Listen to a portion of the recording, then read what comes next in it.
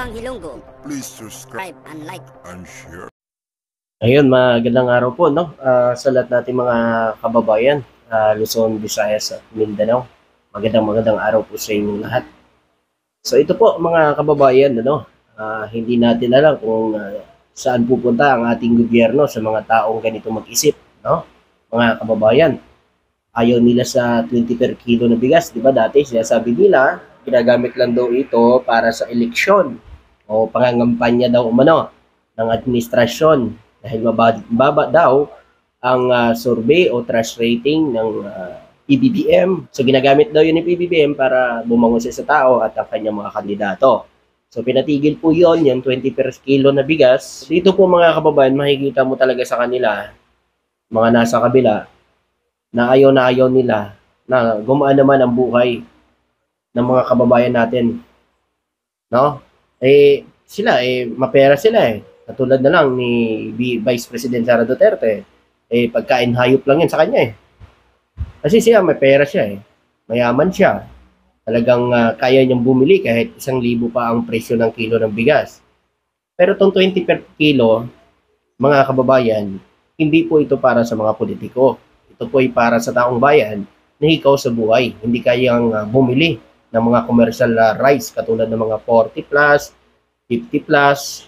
Itong ibebenta na ito na 20 per kilo ay nilagyan ito ng subsidy ng gobyerno o ni PBBM para maibalik naman ang binabayad na tax ng taong bayan. 'Di ba? So, ang hindi ko lang maintindihan dito sa mga nasa gobyerno, na nagtatrabaho sila sa gobyerno, katulad na lang ni Vice President Sara Duterte, kung siya naman, talagang ang puso niya ay para sa mga Pilipino, bakit hindi niya kayang suportahan nito? Kinukontra niya pa. Di ba nga, sinabi niya dito, pagkain hayop.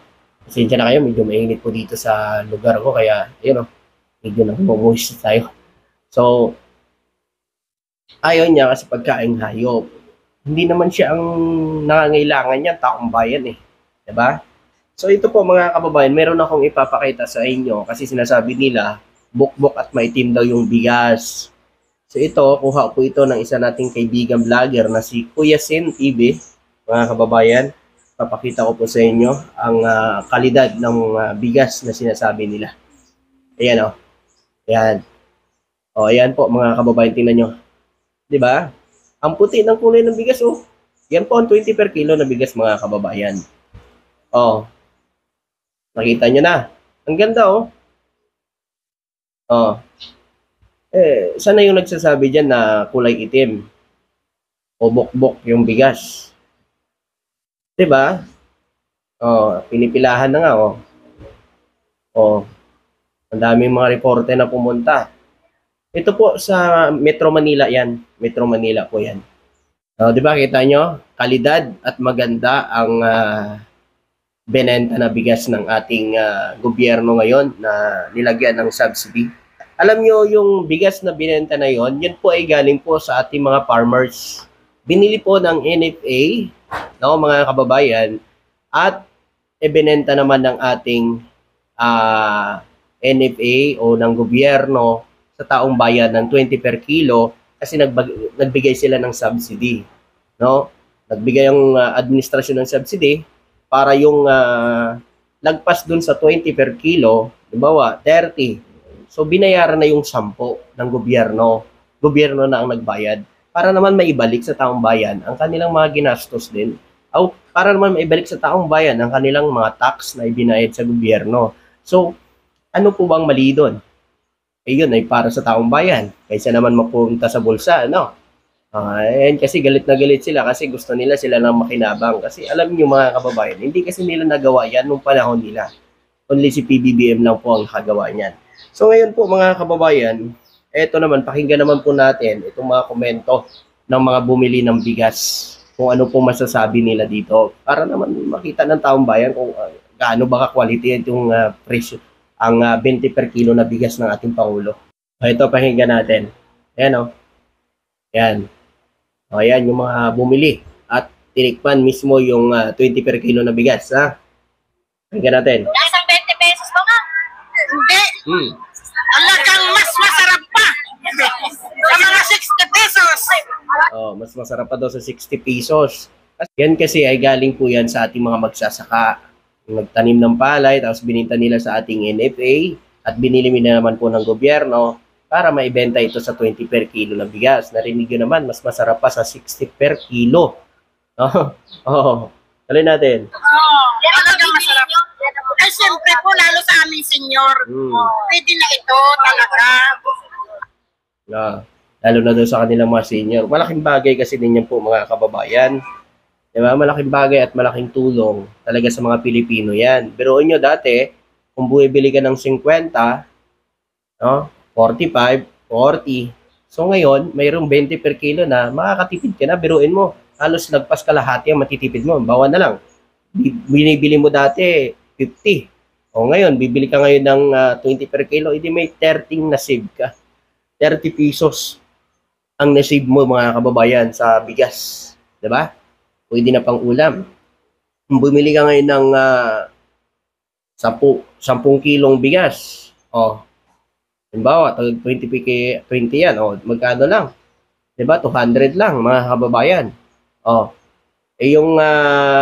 Kung bumili ka ng 50 per kilo na bigas, gano yan? 500 ang 10 kilo.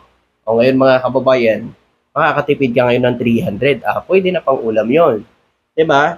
So ayaw nyo lang kasi, no? Ayaw lang kasi ng mga nasa kabila kasi alam nyo naman mga kababayan, kung anong magandang ginagawa ng gobyerno ngayon, talagang gustong sirain ng ating BP. Diba? Na sana'y suportahan niya ito. Kasi ito naman po ay para sa taong bayan. Hindi naman po ito para sa kanila eh. Hindi ito para sa mga politiko. Para ito sa taong bayan, mga kababayan, hindi ito para sa kanila. So ito guys, pakinggan po natin. Pakinggan po natin yung mga komento ng mga kababayan nating bumili ng 20 per kilo na bigas. Kaya kami na mayroon ng 20 kilo na bigas, malaki na yung kulong sa pamilya namin.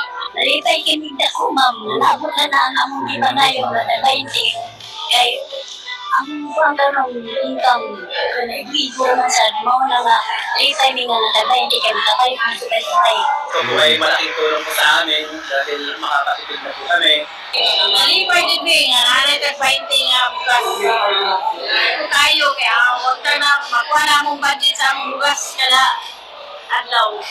Nalipay kami na rin ako ang 20 pesos gagisaan. Sa atong presidente, salamat kay imo nang ituman ang tag 20 pesos nga bukas. Ang laking epekto. Alam mo, bumili kami na sa 60 pesos kilo ng bigas, 50. Mayroon ka pang 30 na pagbili ng ulam. Narinig nyo guys, malaki epekto sa kanila kasi biruin mo, binibili nila dati 50. Kung ang 50 ngayon nakakabili na sila ng 50, 20, so may 30 silang na-save, 'di ba? Alam nyo mga kababayan, dapat ang nasa gobyerno natin suportahan ito kasi ito ay para sa mga kababayan nating mga hikaw sa buhay, para sa mga mamamayang Pilipino. Kasi alam naman natin ngayon, taas ng bilihin talaga ngayon, noon pa eh. Bago maupo si PBBM, talagang taas na ng mga bilihin eh. 'Di ba? Kung matatandaan po natin yung gasolina, 'di ba? Buti ngayon, natapyasan talaga halos kalahati. Kasunod naman yung bigas. So hindi kasi ganun na pag sinabi ng Pangulo na ibaba natin yung presyo ng bigas, agad-agad po yan. Hindi naman ganun kabilis eh. May proseso po yan, mga kababayan. Kung hindi mo tutulungan itong farmers natin, pabayaan na pabayaan, ay wala hong mangyayari. So ganun ang nangyari nung PAS admin. Hindi nila pinukusan itong ating mga farmers. Kaya ganun na lang kataas ang presyo ng bigas nung panahon ng PAS admin. Ngayon, ginawa ni BBM, talagang binigyan niya ng halaga itong ating mga magsasaka at yan naman talaga ang minana niya rin sa kanyang magulang kay dating Pangulong Ferdinand Marcos Sr. So ngayon, kita naman natin maraming binibigay ang administrasyon, titulo ng lupa, pagbibigay ng mga harvester, gamit ng mga para sa ating mga magsasaka, abono, binhi, pautang. So maraming ginagawa ang ating administrasyon. Yun kasi, yung iba nating kababayan, imbis na paniwalaan yan, pinagtatawanan pa nila, akala nila fake news. Totoo yan, mga kababayan. Dahil meron tayong live, meron tayong mga upload, na mismo tayo ay nakapunta mismo kung saan namamahagi ng land titles at mga harvester kagamitan para sa mga pagsasaka ng ating mga magsasaka, mga kababayan. Kasama ho doon ang cash assistance para sa kanila, tulong ng gobyerno para sa kanila. Kaya yung bumaba ng presyong bigas, walang imposible kasi nakikita natin ang determinasyon ng ating Pangulo na mapababa talaga ang presyo ng bigas. Sa iba naman, kasi ito, may paparinig po ako sa inyo, ito talaga yung sinasabi niya, mga kababayan. No? Sabi dito ni VP Sara Duterte, ito po mga kababayan, ayan o, ayan, in-screenshot ko lang ito mga kababayan. Ayan, sabi niya, hindi ko lang i-share sa inyo kasi ayoko tulungan.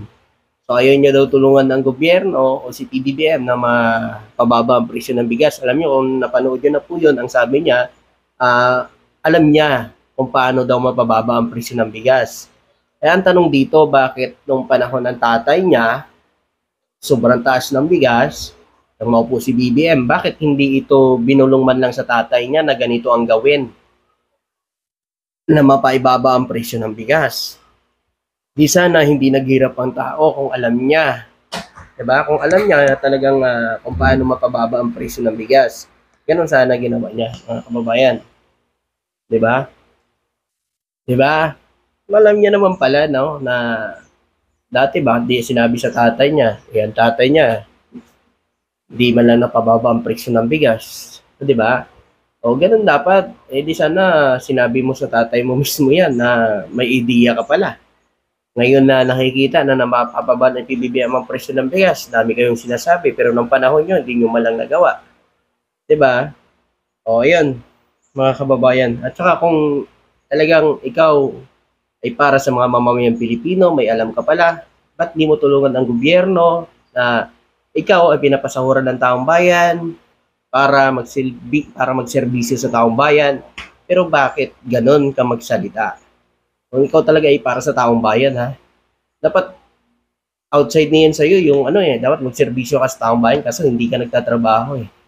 Ang trabaho mo ngayon, pagkontra sa gobyerno. Tulad na lang sinabi niya dito mga kababayan, eto pakinggan niyo po ito yung sinabi niya, oh. Ayaw ko na bumaba sa akin na ito forever. Kaya sirain ko kayo lahat. Wala akong pakialam kung totoo man o hindi ang paninira ko sa inyo. So, ibig sabihin, kahit hindi na totoo po mga kababayan, itong lumalabas sa kanyang bunganga, mag-isip kayo. Kung ano man ang lumabas sa kanyang bunganga, totoo man o hindi, so doon kayo mag-isip kung totoo pa ba ang mga sinasabi nito. Dahil kung totoo yan, ay marami ng ebidensya na pinal niyan sa mga inaakusahan niya, katulad na lang ng BBM. Diba? Sinsya na kayo, sobrang init dito. So yun po, mga kababayan, narinig nyo na ha, mga kababayan. Hindi ko sinisiraan siya, pero sa kanya mismo nanggagaling yan, sa bunganga niya mismo nanggagaling yan, hindi ko sa atin. Sa kanya mismo nanggagaling yan. Ikaw, kung may isip ka, mag-isip-isip ka, diba? Sa mga ganyang tao. Maraming salamat to at magandang araw.